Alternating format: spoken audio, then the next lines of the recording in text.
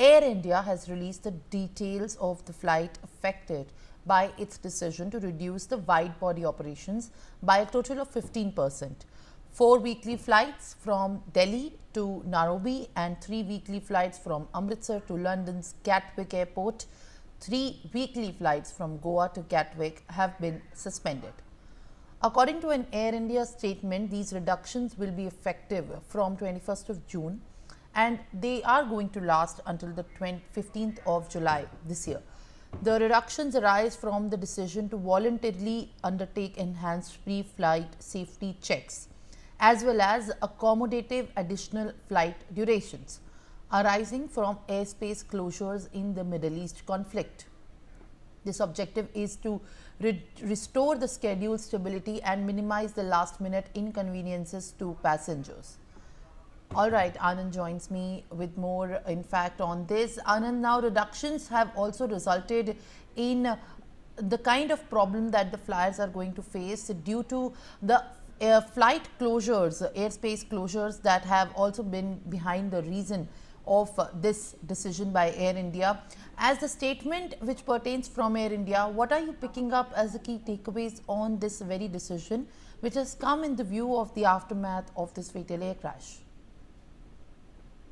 Yes, I mean, look, even as Air India has been facing one of the toughest time in recent years, after the aftermath of the crash of AI 171 London-bound flight, so Air India, which was directed by the DGCA and also the Ministry of Civil Aviation to take mandatory safety checks of several of the wide-bodied aircraft, especially the Boeing 7878 or Boeing 7879 Dreamliner. So clearly, the Air India has been carrying the mandatory checks, and it said yesterday that it has carried the mandatory checks on 26 of the 33 wide-bodied planes. But given the fact that Boeing the Air India also have the fleet of wide-bodied Boeing 777 family aircraft, that is 24 in number. So clearly, the checks will be going on those wide-bodied aircraft as well. So clearly, in view of these safety checks that the Air India is taking to ensure the safety of the passengers, it has commented that 15% of its international flights, which are basically carried by wide-bodied aircraft, they will be reduced. So clearly, the worst affected is the zone of Europe zone, where Air India has decided to curtail on 8 of the routes, while in North American routes, it has also decided to cut on the routes of 5 major cities in North America.